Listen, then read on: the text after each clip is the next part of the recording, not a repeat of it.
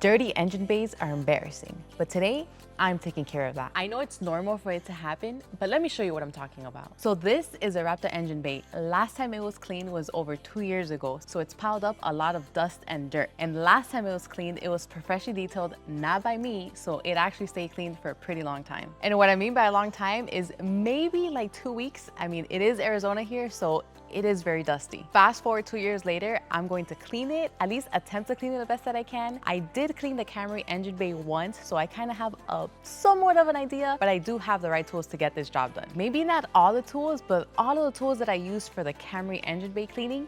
And I mean, that turned out pretty well. Plus this new one right here that I'm very excited to try out, because this is how I used to get up on the engine bay to do anything, mainly oil changes, but I don't have to worry about this anymore. We're throwing it back to using this steamer today. Last time I used this was with the Camry engine bay cleaning, which was about 4 years ago.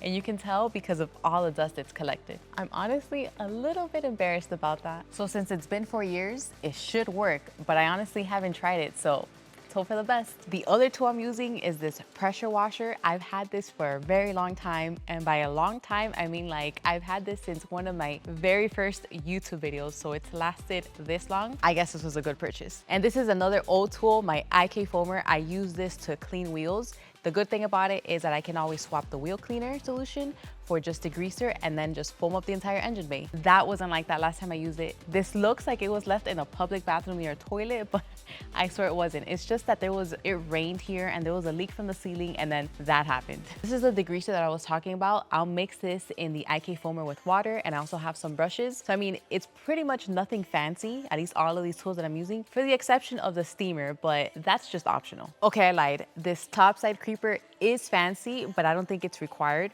Although I do feel that it is a must for me, because I don't want to be squatted on the engine bay the entire time like this. I do not want to do this cleaning in this position because it will be very uncomfortable for a prolonged period of time. I can also stand on a chair or on a bench and bend over, but that's just gonna add stress to my lower back, and honestly, I don't want that. Plus, I feel like it would be very annoying having to brace myself with one hand, putting pressure on my wrist, and then having to use the other hand to clean everything and then switching. But with my topside creeper, I can put it in place or I can move it around to where I need it to be. And then I can lock it for safety. So as I was building this, I was a little cautious because I was like, is this gonna hold me, especially when I lay there? But it's pretty sturdy, with a bird's eye view of all the action. Plus it has this useful pouch, which you can put any tools in there, or in this case today, I'll be putting my brushes in here. So now that we got that out of the way, let's go ahead and start by prepping the steamer so we can start this cleaning. Okay, so the steamer is on. It's still not ready because it's still pressurizing. How do I know that? This is how.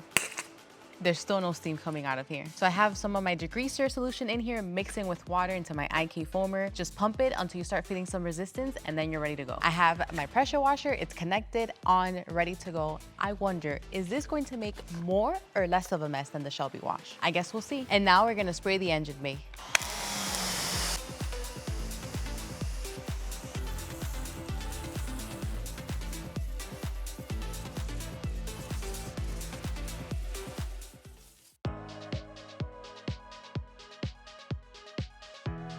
First, it looked like we got snowed in. Now it looks like the snow is melting. Now that it's foamed, I'm just gonna let it sit there for a few minutes before I go in with the brush to agitate it more. I'm going to focus on cleaning the hood because I can't clean the engine bay with all of this dripping on me.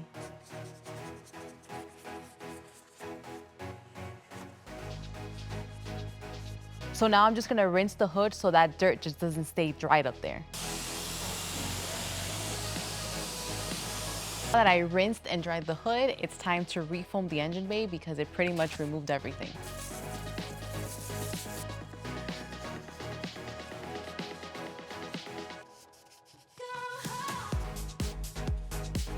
Man, that was a lot of dirt. But now that that's finally taken care of, let's go in with the steamers to further break down everything. So if you've never seen a steamer in action, it pretty much is exactly what it sounds like. It's a facial for your car or for anything you might use it on. I mean, you could pretty much iron a shirt with this.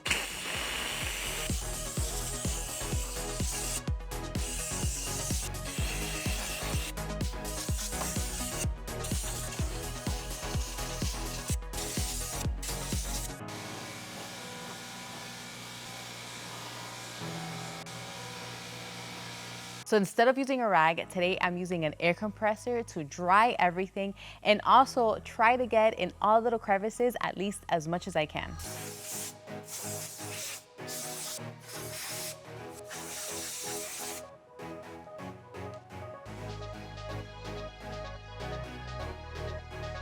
So the Raptor engine bay is now clean as it's going to get. It's still not 100% because after 2 years, I guess, to get this really squeaky clean, it would have probably taken me like the whole day to just wash it and really take my time. And I was not willing to invest that much time, at least today, in this engine bay cleaning. Well, that was fun, but I have something even more fun planned for the next video. We are going to take apart the Camry engine, but before we do that, we need to take the Camry engine out of the car. So stay tuned. Bye.